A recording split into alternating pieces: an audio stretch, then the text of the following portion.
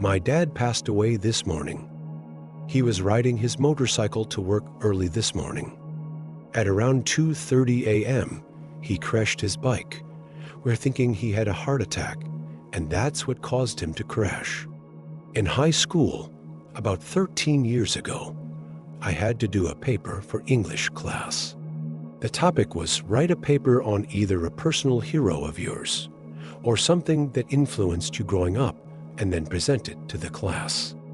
I wrote my paper on my dad. I wrote about how much I loved him, how much he cared for me, his 15 years in the Army, and how he was raising me to be a successful adult. I probably spent more time on that than any other paper I did. I was proud of it and happy I got to read it aloud. Later that evening, I mentioned the paper to my dad, told him we could do it on either a hero or something that influenced us. He asked what I did mine on. I was embarrassed, so I told him I did it on a band. The last 13 years, I've regretted that. The last 13 years, I've wanted to tell him what I did the paper on. Just 2 days ago, it came across my mind again. Dad, I wrote that paper on you. You're my hero, always were and always will be. I'm sorry I didn't tell you how much I loved you and how much you meant to me. Thank you for always being there. I love you, Dad. Edit. Wow. I did not expect this kind of response. Thank you everyone for your wishes and condolences. The stories you guys told down really hit close to home. Again, thank you. And if anyone needs to talk or anything, send me a message. Update. No one is probably going to see this, so I'm really just doing this for me. Things have been real hard, as you can imagine. My mom has had it the worst, but at the same time, I know things are getting better. My family isn't sobbing anymore, and my mom isn't hysterical. People still cry, but it isn't as prevalent anymore. We had a little private viewing on Thursday. It was awful, but needed, I think. Yesterday was the visitation. I expected 30 to 40 people to show up. Turns out roughly 250 people were there. It was insane. My dad apparently touched a lot of lives and meant a lot to a lot of people. He was an engineer on the railroad the last 16 years, and the railroad literally shut down all operations so the workers could come. Today is the funeral, starts in about 3 hours. Not really sure what to expect. I'll be speaking during the service and actually reading this story, since I don't have a copy of this paper anymore. Update. Again, definitely not expecting a single soul to see this. Maybe I'm just using this as a journal of sorts. I don't know. Anyway, the funeral was exactly like he would have wanted. He was a retired soldier and was proud of his service, so we had a military funeral. It began at the funeral home where somber family and friends filed in. The minister began everything and then called me up to say some things. First being something from my mom, who wanted me to tell everyone what her family in Germany is doing in regards to the death. Then I told my story, the one from above. Then I finished off with the Fiddler's Green poem, which is a poem about where deceased cavalrymen go, which he was. I changed a few words around to make it more appropriate and left out the final verse. The funeral was about 40 minutes long, and then the 38-car procession left to the nearby army base where we held the military funeral. It was very nice. Minister said some words, taps, 21-gun salute, and the folded flag which my mom received. It's exactly what he would have wanted. A couple days after the funeral, my mom flew to Washington to stay with my brother and his wife. She's flying back tomorrow and then flying to Germany in a few weeks to see her family. While she's home, I'll be living with her for however long she needs, as well as when she gets back from Germany. My family is doing better, I think. My mom still had episodes, as do I. It's been a little harder this last week, not exactly sure why. I decided to go to the crash site where we erected a cross with his name, date of birth and death, and a sign with a poem. He worked at the railroad for 16 years and his co-workers were very affected as well. Someone stopped at the cross and put my dad's work vest around it. It was touching. I lost it right there on the off-ramp from the interstate. No one has gone to see the tombstone yet. We're waiting for my mom. Since it's on a military base, the tombstones are all uniform, but they let us personalize the words some. My mom let my brother, and I picked the personalization. It will say, on 3 different lines, proud veteran, Black Horse, Scouts out. Black Horse being his favorite unit while he was in, and Scouts out a sort of saying among cavalrymen. Update. I've gotten a few messages lately asking about how I'm doing and such. It's unbelievable that A, so many people commented on this, and B, I'm still receiving messages like that 4 months later. Well, things have gotten better. One of the comments here said something along the lines of, one day he'll no longer be the first thing you think of in the morning. He'll be the second, then the third, then the fourth. I guess that's where I'm at. I still think about him every day, but it isn't the first thing. I'm not sure what I said and didn't say previously, and I don't want to read up. It would hurt too much. So if I repeat something, I'm sorry. We got the death certificate a while back. Took longer than normal, they said. His death was officially ruled accidental, but it also says his heart was probably a factor, but it couldn't be proven. Apparently, he didn't have but a couple bruises and some other injuries that wouldn't have been fatal. All of his motorcycle gear was on. My mom didn't tell me this initially, but sometime later, he left for work at 2 a.m. on his motorcycle. She said just a couple minutes later, she heard a motorcycle stop in front of their house and their dogs perked up like he came home.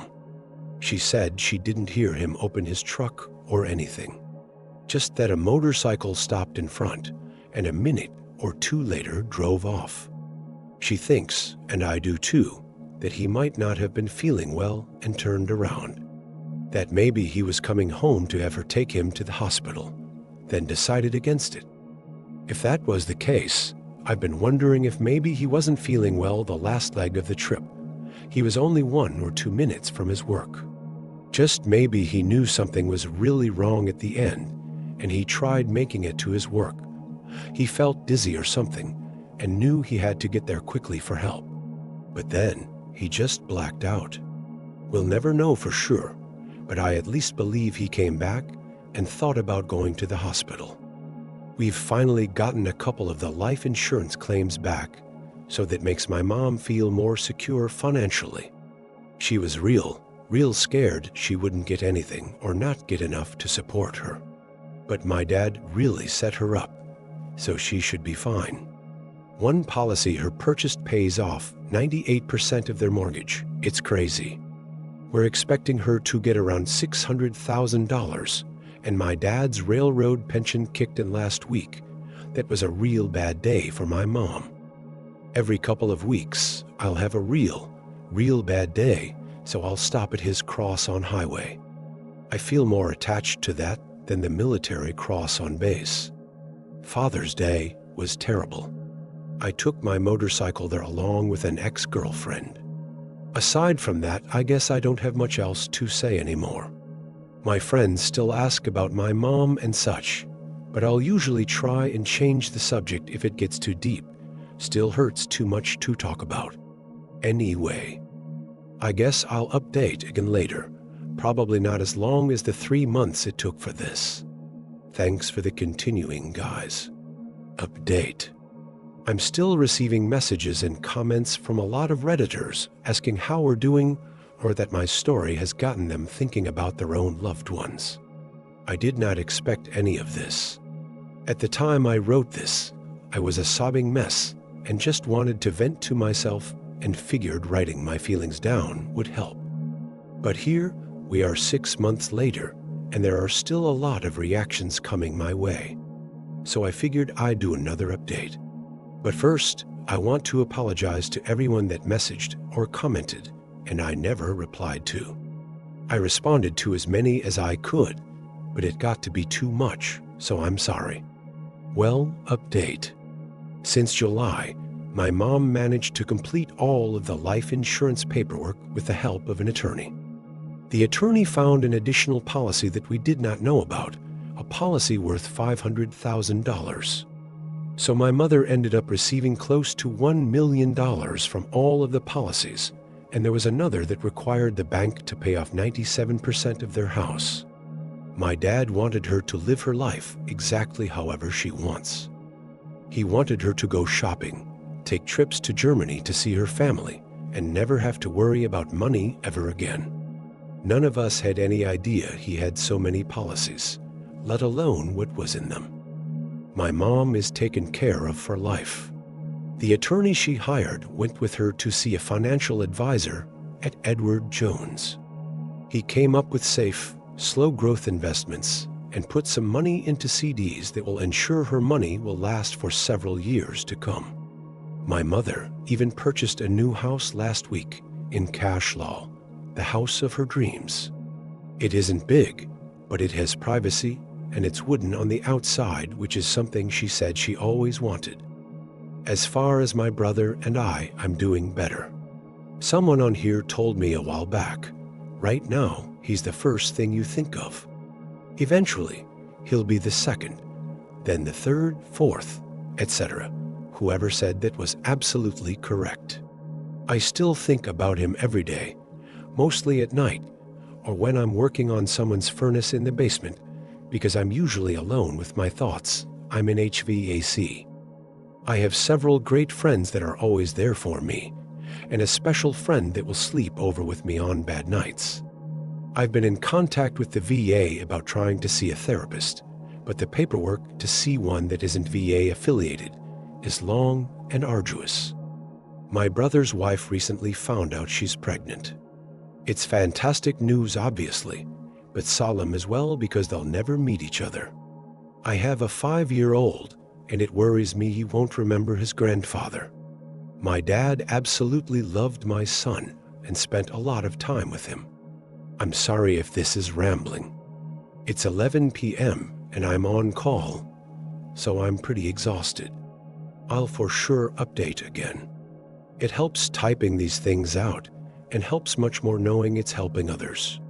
Thank you all for taking the time to read my story and all of its updates. Update. My mom moved out of their house 2 weeks ago and it's up for sale. There's already one interested buyer and an open house tomorrow. I drove by the old house and saw the for sale sign. I got pretty emotional over that. It was strange. So many memories there. Obviously family memories, but all of my high school memories and well. A lot of memories with my best friends and various girlfriends as well. It's just strange. Her new house is very nice. It's one of those that looks small on the outside, but the inside is real big. The previous owner was a carpenter by trade, so he created a lot of custom woodwork throughout the place. It's very, very nice. Side note, my mom fell on ice a few days ago and cracked her kneecap. She was supposed to go to Germany with my brother and sister-in-law in their weeks, but the doctor had said she might not be able to fly. Not really sure why not, but that's what he said. That's all I can think of right now. I'll update again later.